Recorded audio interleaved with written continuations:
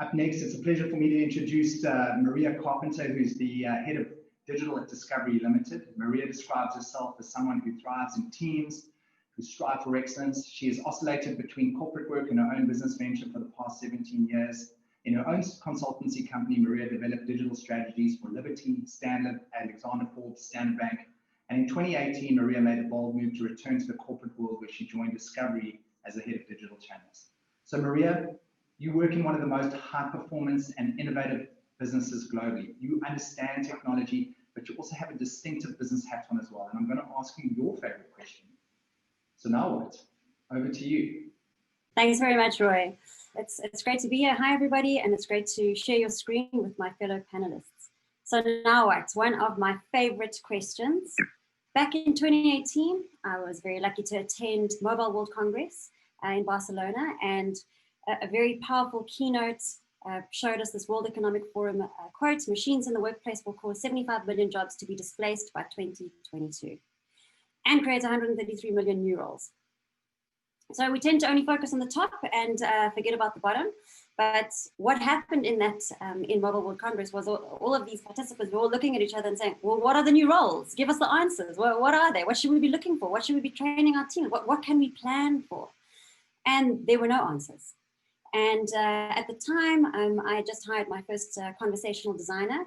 And we thought, wow, this is so cool. Look at us, new type of role. And there are going to be so many to follow. And we kind of were like, yeah, we're still waiting for all the other ones to appear.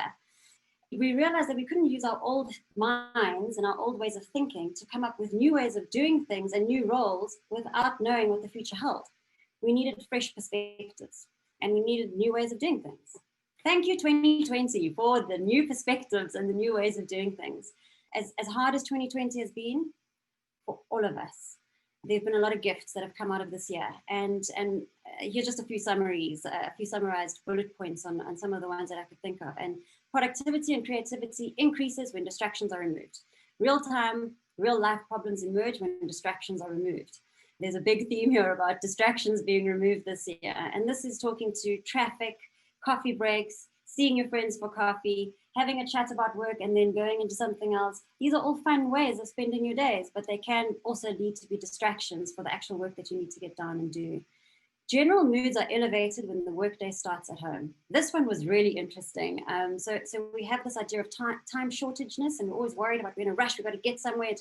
But when our mornings started in a far more relaxed environment, and especially when kids were not having to go to school, people were kind of waking up and feeling a bit better about their day ahead.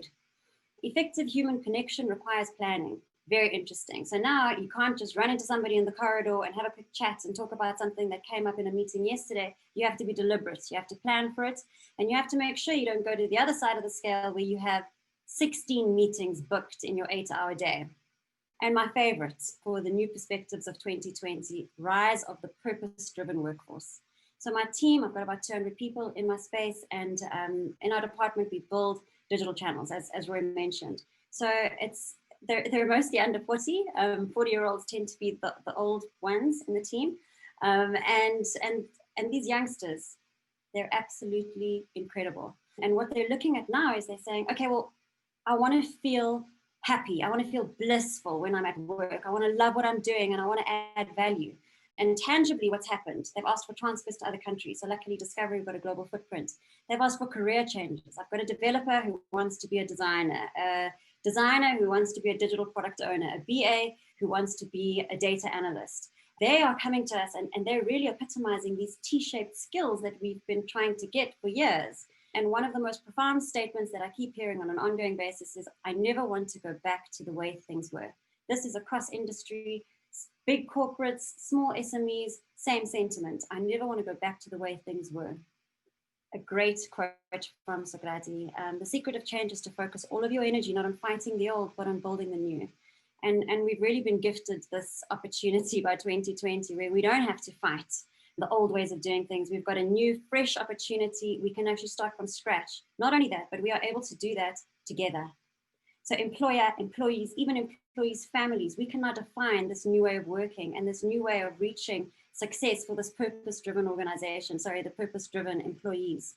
We're going to work it out together. And some of the examples that I can offer you is obviously flexi time. And going even beyond that, we want to define outcomes. So we don't want to have to micromanage our team members. We want them to know what they need to do, and they can do it wherever they are and whenever they get the time that they've carved out to do their work. We want to match career path opportunities with new roles within the organization. All of these can be done with technology.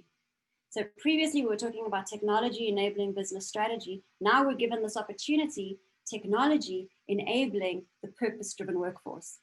And there's no more excuses. We can do it, and we should be doing it.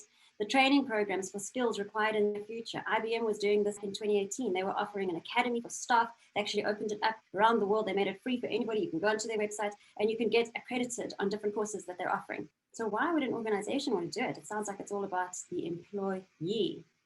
Give me a sec. Have you ever had an opportunity of speaking to somebody on a call center agent who was determined to solve your query, and they weren't going to let you get off the phone until they had helped you? Have you had another opportunity to experience a call center agent who was the exact opposite?